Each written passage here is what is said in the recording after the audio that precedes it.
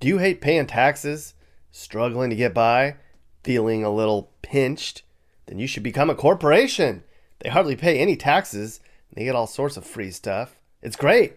You can actually do it if you're a small business too, though not nearly on the same level of massive corporations. No, they get tons of benefits.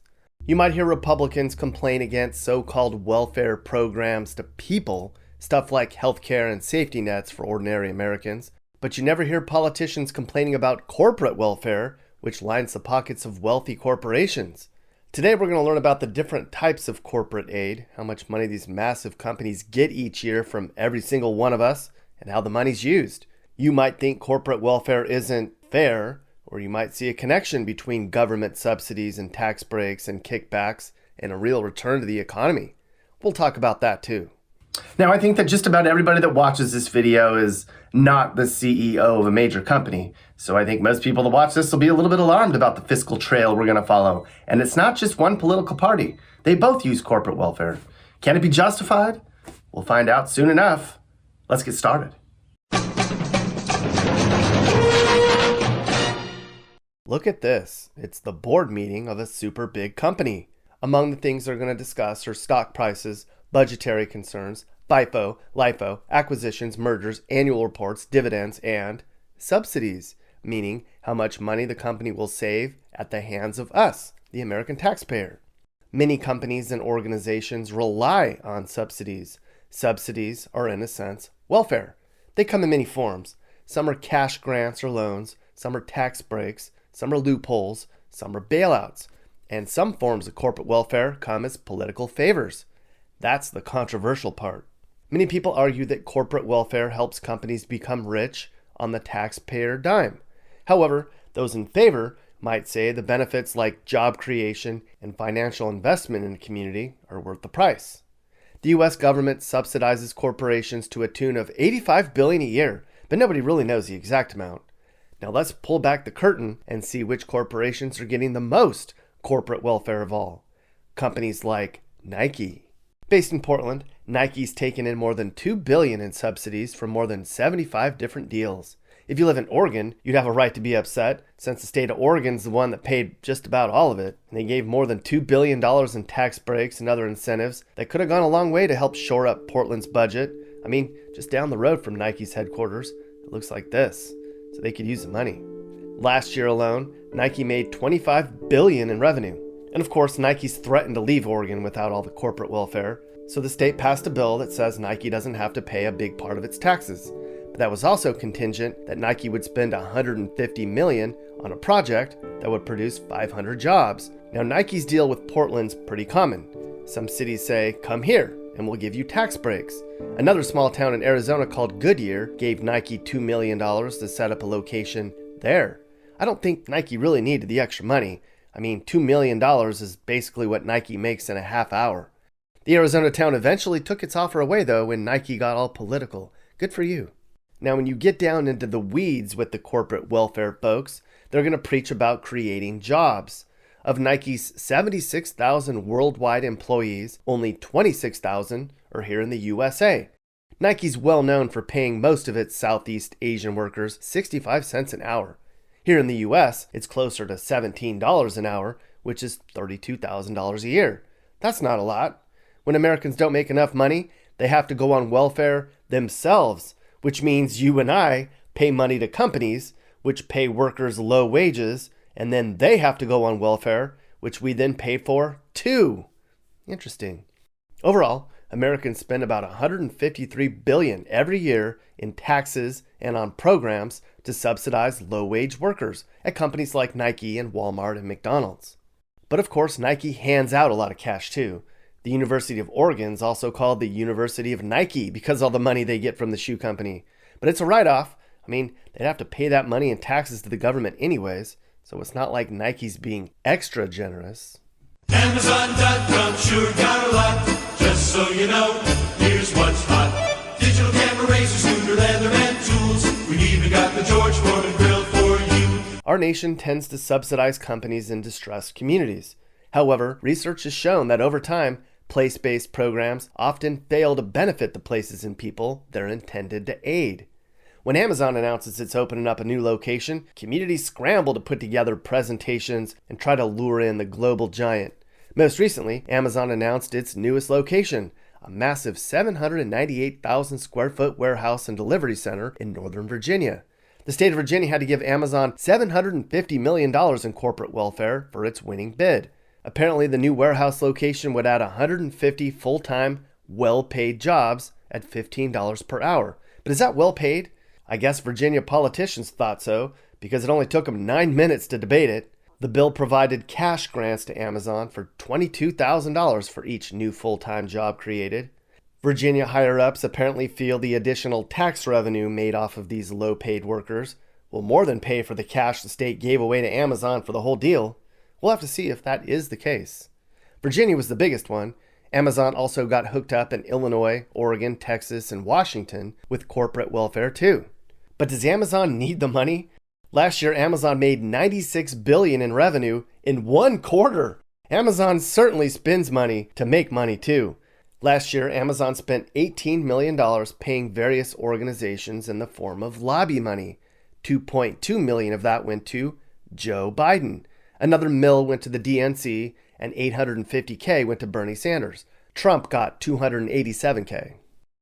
The energy sector. We're surely going to see a lot of these types. Energy companies like SEMPRA are the most profitable entities in the history of the world. But a lot of people say cutting the subsidies to energy companies like this would be a good way to balance the national budget. SEMPRA is an energy company based in San Diego. Their subsidiaries are companies like San Diego G&E and Southern California Gas and other smaller companies. Last year, SEMPRA made $11 billion in revenue, but still, they've been given more than $3 billion in 44 different subsidies that we know of. The biggest subsidy that SEMPRA got came from the state of Louisiana. It runs a natural gas factory in a very poor region of the state down here along the Gulf of Mexico. The state of Louisiana gave SEMPRA $2.2 billion in property tax abatements not too long ago. That means they don't have to pay property taxes in order to operate there. Theoretically, this very poor part of the country would serve to benefit from the windfall that would come by allowing a mega company to operate there. The new construction of energy mega plants like this should generate hundreds of millions of dollars in revenue to help this poor community out, one that's been ravaged by hurricanes and has lived with generations of poverty. But it doesn't. I mean, this community still can't afford new schools and new cops on the streets. They're still using a high school that was damaged by a hurricane years ago. The property taxes that SEMPRA should have paid are estimated to have been $700 million a year, which is like $100,000 for every person in this poor parish. Of course, SEMPRA does provide a ton of jobs to local communities like this, and the facilities bring in hundreds of workers from out of state, which boosts local businesses. But so far, every local job created has cost Louisiana taxpayers $13.7 million in lost revenue. And this is just the tip of the iceberg, people. Louisiana is one of the richest states in terms of its resources and the amount of money companies earn here, but this state remains one of the poorest because it hardly benefits from any of it. And look, SEMPRA gave Joe Biden $67K for his election fund. They also gave Trump $46,000. Last year, SEMPRA spent more than $2 million in lobbying money, which ranks it only 217th of all companies. Another energy company. NRG Energy is based in both New Jersey and in Houston. They use nuclear, coal, wind, solar, and oil to provide electricity to 3 million customers. So far, they've received nearly $4 billion in corporate welfare handouts, including tons of federal grants from the U.S. government. That's free money. Like, they got $352 million from the U.S. government a couple years ago. But do they need the money? NRG makes about $9 billion a year. Plus, they get to deduct expenses for stuff like drilling wells and oil exploration and other stuff. So they're getting write-offs too. The state of New York got screwed by NRG. They gave away $190 million for 2 power plants that later closed down. The program was supposed to let these companies skimp on their taxes, and they would attract new businesses and bring in new jobs to some of the depressed areas in upstate New York. But it didn't happen that way. Basically, NRG didn't pay property taxes, and they didn't really employ very many people. The argument in favor of helping energy companies like this is so we can get power at an affordable price. The government says energy subsidies protect our national security. Do political connections assist energy companies to help them stay afloat? What do you think?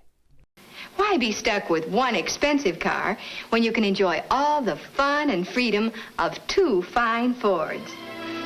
Today, more and more families are finding out how easy it is to become two Ford families. You can choose from 20 different models, colors galore, and each available with Thunderbird power, with styling inspired by the famous Ford Thunderbird, and each with the extra protection of Ford's lifeguard design. See your Ford dealers soon. Okay, an automaker finally cracks the top 10. Ford has received more than $4 billion in corporate welfare that we know of. The state of Michigan gave Ford $2.3 billion in 2010 for tax breaks and cash subsidies in order to keep jobs in their state. Due to its connection to big car makers here, Michigan's one of the biggest corporate welfare providers in the nation.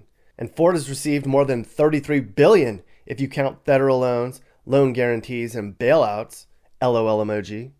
It really picked up in 2009 when Michigan gave out tax credits under then Democratic Governor Jennifer Granholm in order to help struggling car makers keep jobs in the state. But this really long report estimated that only about 30% of the jobs promised by Michigan's corporate welfare were actually created. And Michigan lawmakers try to obscure the amount of money they give away. The state uses 23 different terms to describe the state's support for business, but its annual reports on corporate handouts only use a single footnote to acknowledge that it comes from taxpayers. Ford's one of the biggest ones, but many other large companies like GM and Chrysler have received tons of corporate welfare too. Automakers are incentivized to provide cars powered by alternative fuels, like they get loans if they make electric cars. Tesla ranks 5th on this list, having received nearly $5 billion and counting in corporate subsidies. Its welfare includes tax breaks, factory construction costs, discounted loans, and rebates. Tesla is the 5th most valuable company in the nation now, and Elon Musk is now the richest person in the country. Tesla's stock has gone up by 700% in the last year, but it wasn't until recently, like 2020, that Tesla, quote unquote, reported a net profit. And get this is interesting.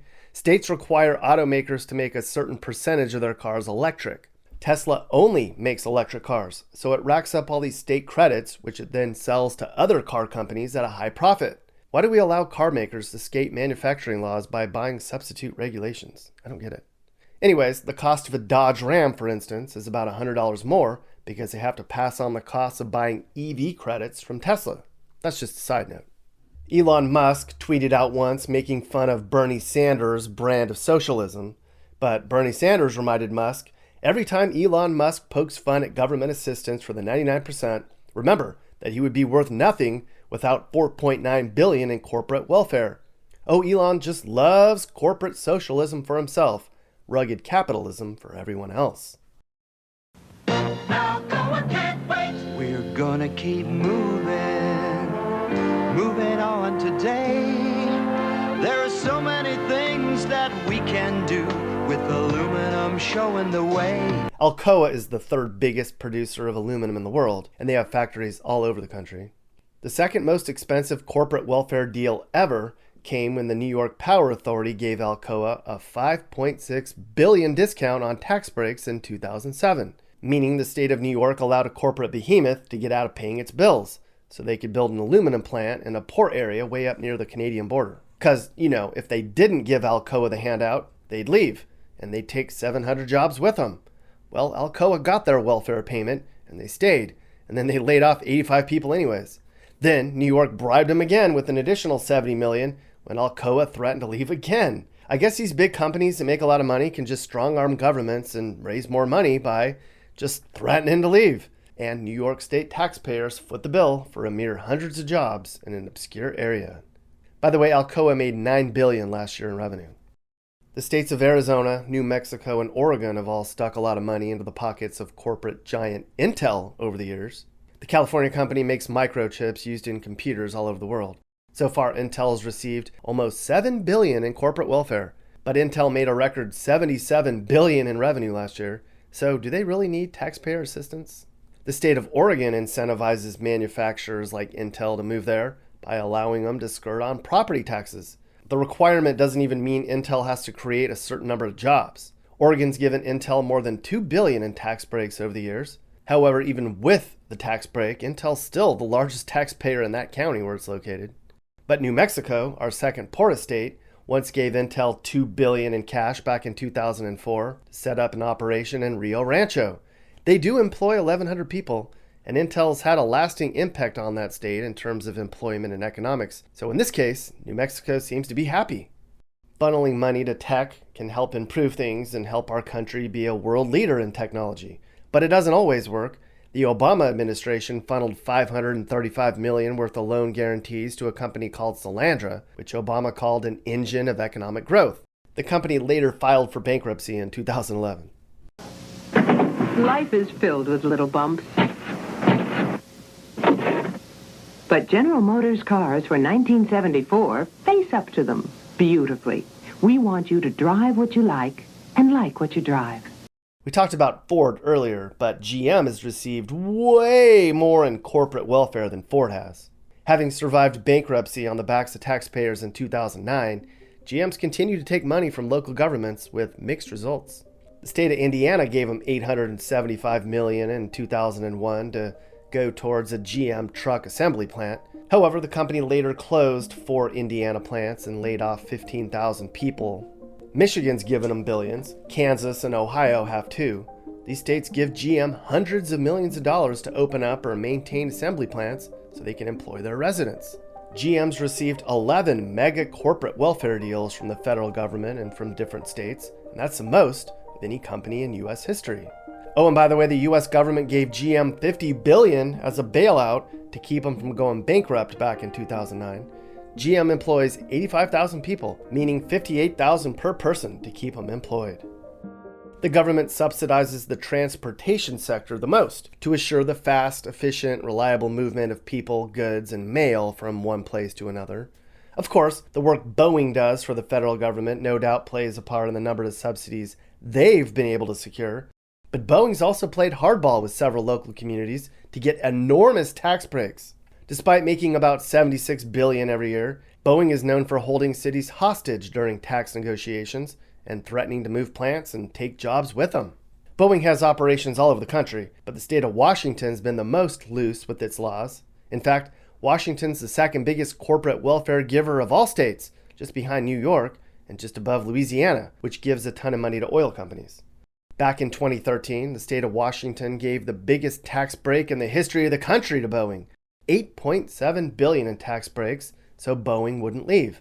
Boeing basically pays no state tax to Washington.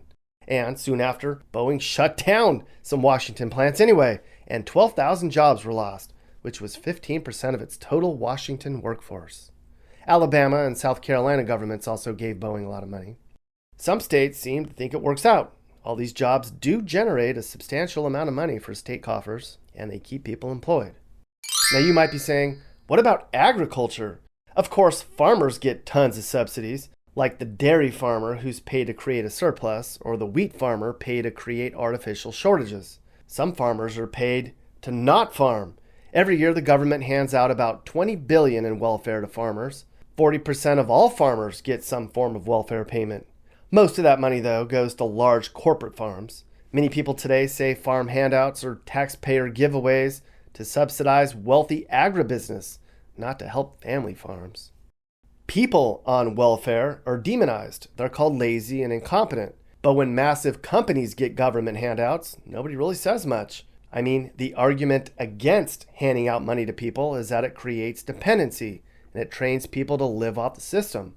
Is that also happening with huge corporations, though? Are they becoming dependent on government handouts, too? Okay, so that's it. We learned that corporations that get the most welfare are in energy and transportation. There's no guaranteed profits, and many companies will still go bankrupt or they'll take jobs away, even with the handouts. But corporate welfare eliminates much of the doubt that companies can make a profit and survive. Some will ask, what's the solution? Well, if every state agrees it's not going to give away corporate welfare, then these corporations won't have anywhere to go. They couldn't just threaten to leave for another state. Or would they just move overseas? I mean, it's kind of happening now. So are we screwed? What do you think? Should companies get all this free money to provide jobs? Let us know in the comments below.